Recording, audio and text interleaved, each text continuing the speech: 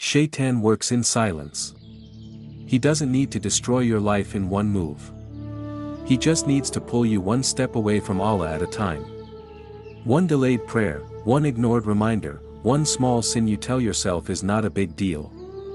His greatest victory is not when you fall, but when you stop caring that you fell. He doesn't come to you with obvious evil. He comes dressed as, "I'll do it later." He whispers procrastination into your heart until the prayer time is gone. He replaces purpose with distraction, clarity with confusion, and focus with endless scrolling. Shaytan's tactic is simple: keep you busy with everything except your soul. He wants you numb.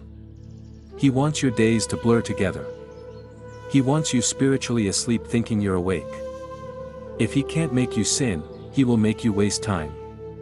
If he can't destroy your faith, he will make your connection to Allah feel distant, heavy, inconvenient.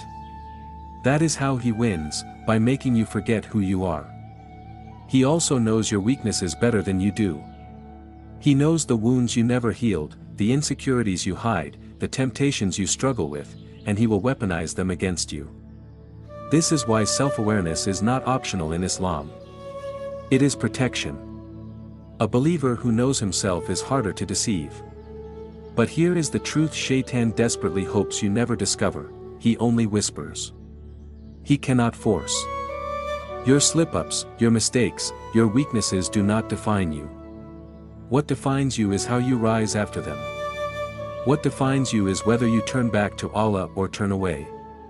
Shaytan fears your repentance more than your sin. Every time you say, Allah, his work burns. Every time you pray, even while distracted, he loses. Every time you open the Quran, even for one ayah, his chains over your heart weaken. He wants you to think you're too far gone, that you're not worthy of guidance.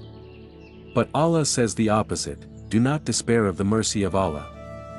Shaytan doesn't fear the perfect Muslim because there is no such thing. He fears the struggling Muslim who keeps trying. The one who falls but crawls back to Allah. The one who cries but still makes wudu. The one who sins but refuses to give up. That believer terrifies him because that believer is unstoppable. Stop. Think. Look at your life. What habits are draining your soul? What distractions are pulling you away from your purpose? What excuses have you been listening to? Your awakening begins the moment you admit the truth: you were made for more than comfort, distraction, and delay. And here is your reminder: Allah sees every quiet effort, every small battle you win, every temptation you walk away from. There is nothing you sacrifice for him that he will not replace with something better. Walk toward him even if slowly. Shaytan wants your defeat, but Allah wants your victory. Choose the one who loves you.